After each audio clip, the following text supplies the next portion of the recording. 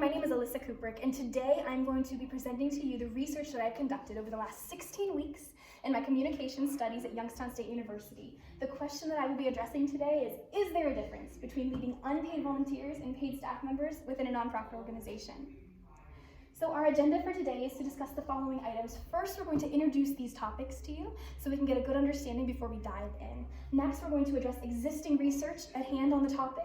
Then we're going to address the question at hand after looking into that research. Next on the docket, we'll be addressing the research study that I conducted, the methodology, the results, the limitations and implications, and finally we'll conclude this research and close everything all together. So without further ado, do you want a leader driven by money or passion? This is a question that we have to ask ourselves every day when we go to work. What type of leader do you want? And so the answer to this question will drive us into our first definition that we really need to understand before we can go any further in this research. So if your answer today is you want a leader who is driven by money, then you're saying that you want a leader who is extrinsically motivated. And Bano does a great job of explaining what this extrinsically motivation means. He suggests that driven by external factors and rewards means that you're extrinsically motivated. So you prefer money or success or rewards when you're leading. That's what that type of leader would prefer.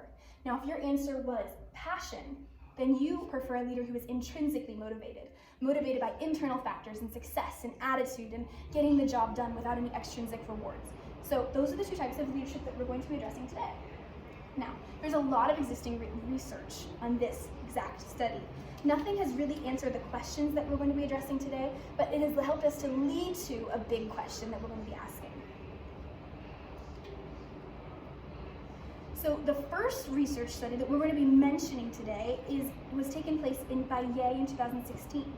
This research conducted a study to find out if unpaid volunteers and paid staff members have the same preferences relative to leader personality. So he studied, is leader personality a big deal in what the staff and volunteers like and prefer leadership? Is that what keeps them?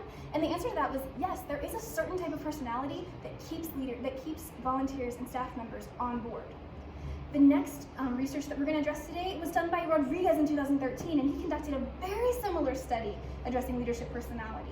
He used the Myers-Briggs personality test to determine if personality was a key attribute in follower success. And it was. Personality is an exceptionally important tool that we can use to determine if the leader is going to be successful in having followers follow him or her. Another researcher, Ye, conducted a study to determine follower personality. Is that important in leadership? Is that important in great follower outcomes and leader and follower connections and relationships?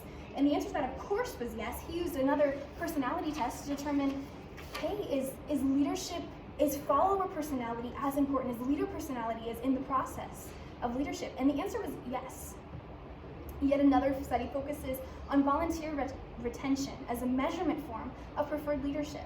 This study was conducted by Bosman in 2009, and what he did was he used surveys to ask followers if there are traits that drive them to like their leaders and to follow their leaders.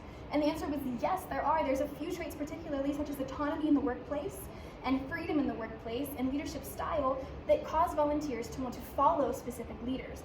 And those traits, that study was followed up by follower retention. So if the followers stayed, there was another level of that research taking place. That follower retention was another measurement tool used in that research. Now, all of that is great. We have now talked about follower personality, which is an intrinsic force, leader personality, another intrinsic force, and then we talked about follower retention and volunteers. But we have to ask ourselves, because the focus of this research is more, is there a difference between how volunteers and paid staff view leadership? Loud Truth helped us answer this question by conducting a study in 2001. This study measured just that with surveys, and it turned out that there's really not a difference in this study of how volunteers and paid staff address leadership. They prefer the same style and type of leadership. The only difference is that when compensation conversations come up, there's friction. So now all of this research together left us with just a few questions unanswered. Is there a difference between volunteer staff outside of that one study? Is there a different perception of leadership, and what kind do each of these individuals prefer? But there was one big question that we will be addressing today. The question at hand today is, do volunteers and paid staff in nonprofit organizations prefer extrinsically motivated leadership or intrinsically motivated leadership? Extrinsically motivated leadership being leadership driven by money and success, Intrinsically motivated leadership being leadership motivated by attitude and internal gratification.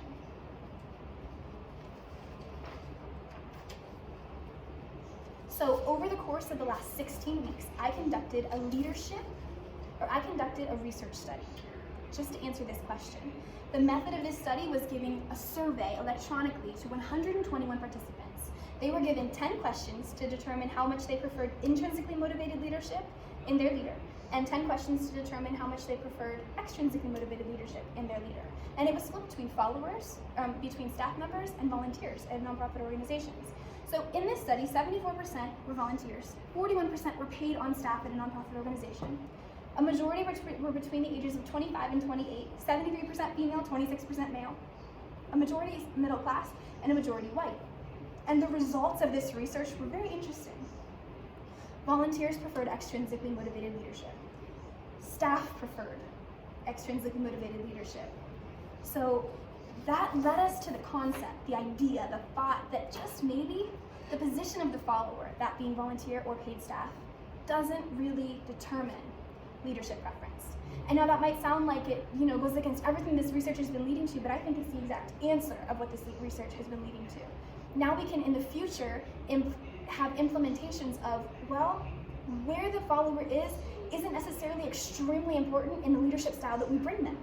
So now there's an even playing field, and we can focus more on the leadership styles and the leadership tactics than who we're leading. So this research suggested that the position of the follower doesn't necessarily determine the leadership preference.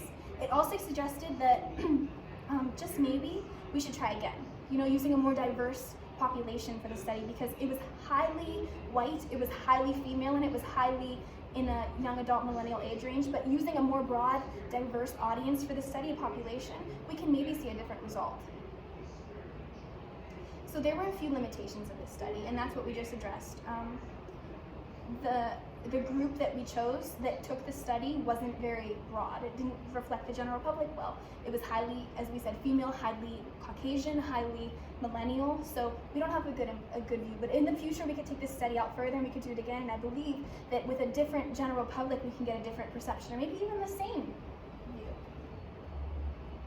So the question at hand today was, is there a difference between leading unpaid volunteers and paid staff members in a nonprofit organization? And the answer that we have determined after all of this research and all of this work and all of this outside research that we've taken place, the answer is no. There is not a major difference between these two groups. So I would like to now say thank you so much for your time, thank you for watching, and thank you for working with us as we determine the answer to our questions.